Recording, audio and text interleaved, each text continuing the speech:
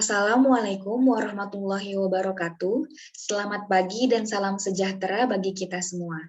Yang saya hormati Ibu Yuli Rahmawati, MSc PhD, selaku dosen pembimbing 1.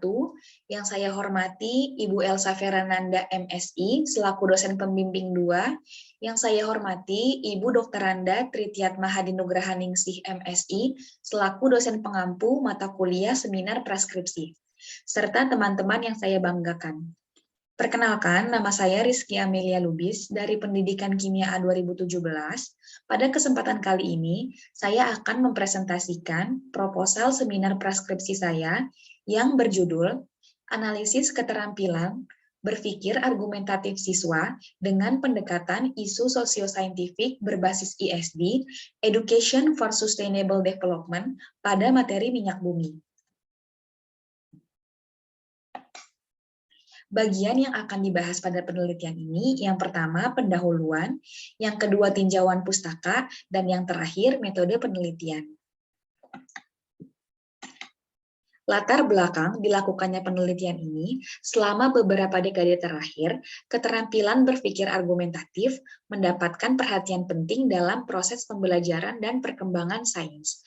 European Union secara resmi menetapkan keterampilan berpikir argumentatif sebagai kompetensi inti yang harus dimiliki pada proses pembelajaran seumur hidup, karena merupakan gabungan dari kemampuan berpikir kritis dan berkomunikasi. Data laporan penilaian internasional PISA menunjukkan kemampuan literasi siswa di Indonesia berada di bawah rata-rata. Pada kemampuan membaca, Indonesia berada di peringkat ke-75. Di kemampuan menghitung berada di peringkat ke-73, dan di kemampuan sains berada di peringkat ke-71 dari 79 negara yang mengikuti penilaian tersebut. Padahal, kemampuan membaca, menyelesaikan masalah, mengimplementasikan konsep dapat menggambarkan kualitas pendidikan di negara tersebut. Oleh karena itu, Menteri Pendidikan dan Kebudayaan mengubah penilaian ujian nasional menjadi asesmen kompetensi minimum. Asesmen kompetensi minimum merupakan penilaian yang mencakup keterampilan berpikir logis sistematis, keterampilan bernalar menggunakan konsep dan pengetahuan yang telah dipelajari, serta keterampilan memilih serta mengolah informasi. Akan tetapi, hal tersebut sulit dilakukan dengan adanya pandemi COVID-19. Sehingga pembelajaran yang pada awalnya dilakukan secara tatap muka menjadi pembelajaran daring.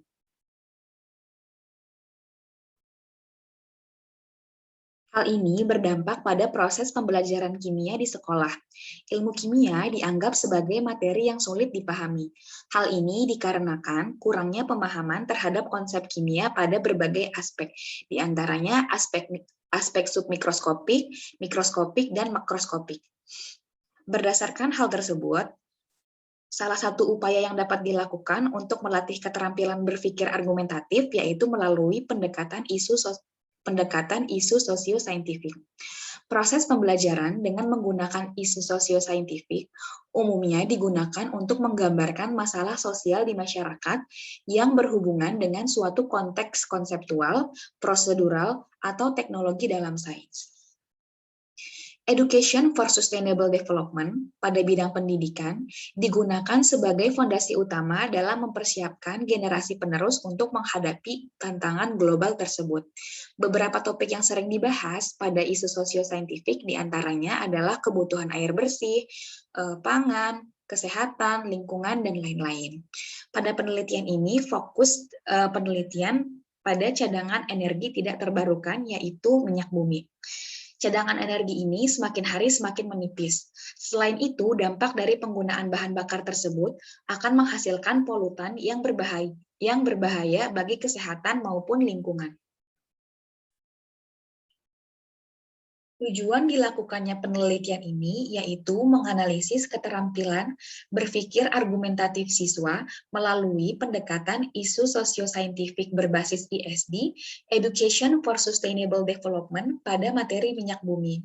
Adapun manfaat penelitian pada penelitian ini Yaitu yang pertama bagi sekolah menciptakan inovasi terbaru terkait pengembangan proses pembelajaran yang berkualitas sesuai dengan kompetensi yang dibutuhkan dengan penerapan ISD. Selanjutnya, bagi guru, meningkatkan kompetensi guru terkait penggunaan pendekatan pembelajaran yang tepat, terutama untuk mendukung tercapainya Sustainable Development Goals melalui kontribusi di bidang pendidikan. Dan yang terakhir, manfaat bagi siswa, meningkatkan kesadaran dan kepedulian siswa terhadap lingkungan, khususnya dalam mendukung tujuan pembangunan nasional dengan kontribusi pada upaya pengembangan berkelanjutan. Selanjutnya, kita akan membahas tentang tinjauan pustaka. Yang pertama, mengenai keterampilan berpikir argumentatif. Di sini, keterampilan berpikir argumentatif mengacu pada proses penciptaan argumen dan diartikan sebagai praktik ilmiah di mana pernyataan secara ilmiah dianggap benar berdasarkan bukti empiris atau teoritis. Rubrik keterampilan berpikir yang digunakan yaitu modifikasi model argumen Tolmin dengan taksonomi Solo atau structure of observed learning outcome. Hal ini dikarenakan model argumen Tolmin sulit untuk memverifikasi kebenaran argumen yang diberikan. Misalnya, meskipun argumen siswa dianggap kuat oleh Tolmin, tetapi tidak akurat berdasarkan perspektif ilmiah. Sehingga kita memodifikasi taksonomi tersebut.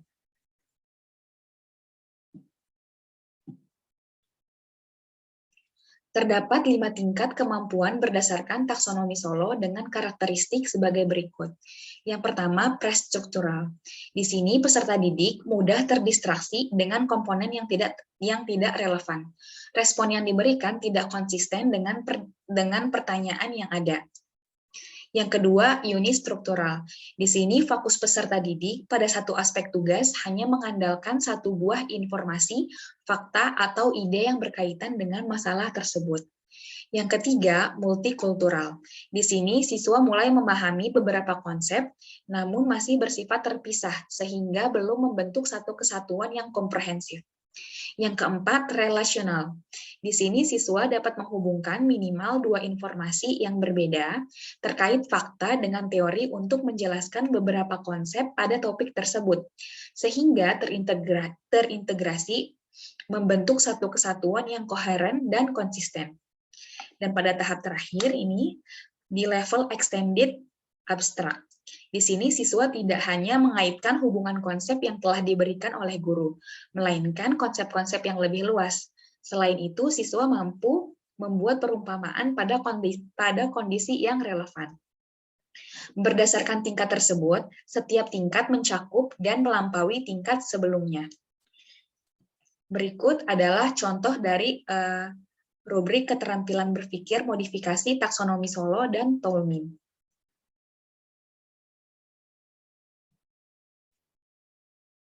Selanjutnya adalah pendekatan isu sosio-saintifik.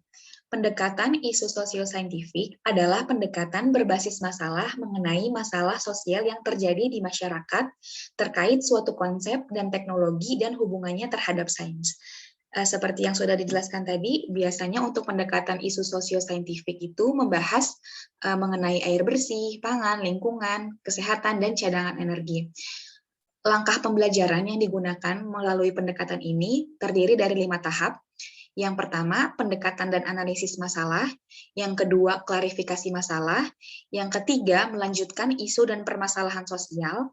Yang keempat, diskusi dan evaluasi. Dan yang terakhir, metarefleksi. Pada penelitian ini, di tahap metarefleksi digunakan jurnal reflektif. Selanjutnya, Education for Sustainable Development.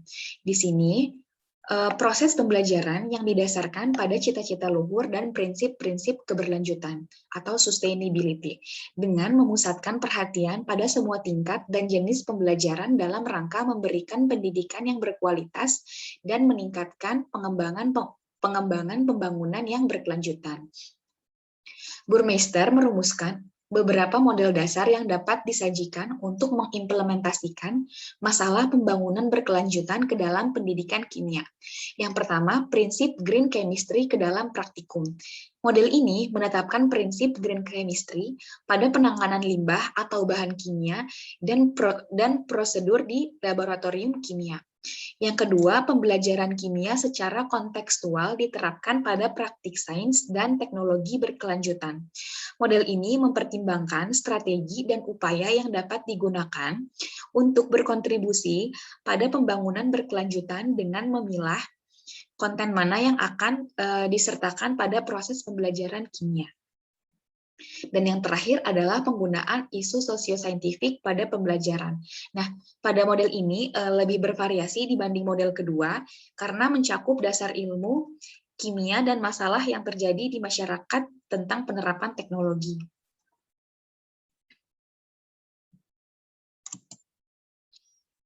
Selanjutnya, minyak bumi. Minyak bumi adalah cairan kental berwarna coklat pekat atau gelap yang mudah terbakar dan berada di lapisan atas dari beberapa area di kerak bumi. Minyak bumi ini berasal dari pelapukan hewan dan tumbuhan berjuta tahun yang lalu yang menghasilkan produk minyak. Menurut Menteri ESDM, Energi dan Sumber Daya Mineral, cadangan minyak bumi di Indonesia hanya tersedia untuk 9,5 tahun mendatang. Nah, pada topik minyak bumi ini nanti akan dibahas mengenai definisi, proses pembentukan, jenis fraksi minyak bumi, pemanfaatan minyak bumi, dan dampak negatif dari gas yang dihasilkan dari pembakaran minyak bumi tersebut.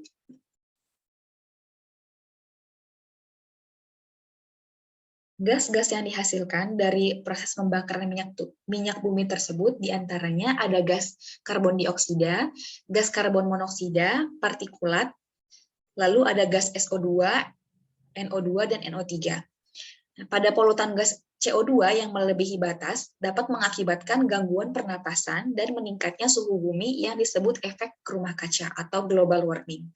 Sedangkan pada gas CO atau karbon monoksida mempunyai ambang batas di udara 32 ppm. Dalam darah, jika bereaksi dengan hemoglobin, akan membentuk COHB yang bersifat racun dan menyebabkan kematian. Selanjutnya di sini ada partikulat. Partikulat berupa karbon dan timbal dapat menimbulkan iritasi pada kulit, mata perih, gangguan saluran pernafasan, dan kerusakan ginjal. Lalu yang terakhir ini ada gas SO2, NO2, dan NO3. Gas sulfur dioksida dapat menimbulkan iritasi dan hujan asam yang bersifat korosif. Oksida NOx menghasilkan asap kabut atau smoke.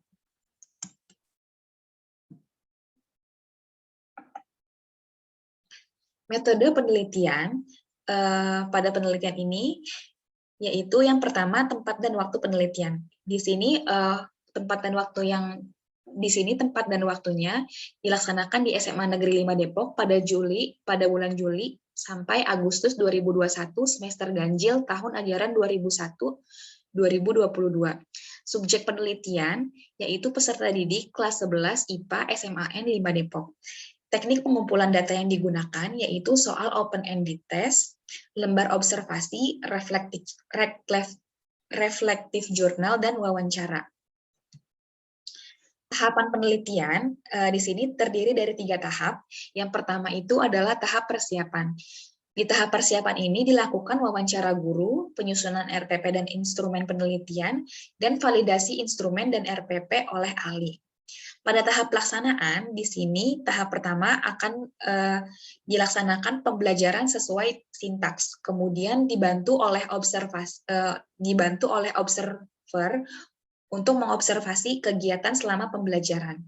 Selanjutnya ada tahap pengisian LKPD, jurnal reflektif, dan instrumen berbasis taksonomi Solo. Dan yang terakhir nantinya akan dilakukan wawancara siswa. Di sini pada tahap akhir, setelah didapatkan data, data tersebut akan diolah, dianalisis, dan ditarik kesimpulan. Dan tahap terakhir akan didapatkan hasil penelitian. Teknik analisis data yang digunakan pada penelitian ini, yang pertama adalah reduksi data. Pada tahap ini, data yang diperoleh dari hasil penelitian akan dipilah, dirangkum, diambil hal pokok, dicari tema dan polanya. Selanjutnya dibuang hal yang tidak perlu atau dapat menyebabkan bias informasi. Yang kedua, itu penyajian data. Data yang telah direduksi tersebut akan disajikan dalam bentuk tabel, grafik, dan sejenisnya. Penyajian data tersebut menghasilkan data yang terorganisir, tersusun dalam pola hubungan sehingga akan semakin mudah dipahami. Tahap ketiga, di sini ada penarikan kesimpulan dan verifikasi. Di sini dapat ditarik kesimpulan awal yang bersifat sementara saat mengukur keterampilan berpikir argumentatif siswa.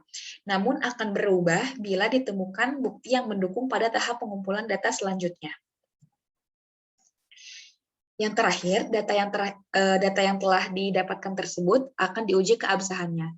Di sini yang pertama itu ada prolonged engagement. Di sini waktu penelitian itu harus cukup agar keterlibatan peneliti saat proses pembelajaran memberikan informasi yang sesuai dengan tujuan penelitian. Yang kedua, persistent observation. Di sini penelitian dilakukan secara cermat dan berkesinambungan sehingga data yang diperoleh sesuai dengan kondisi. Yang ketiga, progressive subjectivity. Penelitian diamati oleh 2 orang observer untuk memonitori perkembangan siswa. Dan yang terakhir adalah member checks. Di sini hasil transkrip wawancara yang telah direkap akan diberikan kepada peserta didik untuk dikonfirmasi ulang. Sekian presentasi dari saya, kurang lebihnya mohon maaf. Wassalamualaikum warahmatullahi wabarakatuh.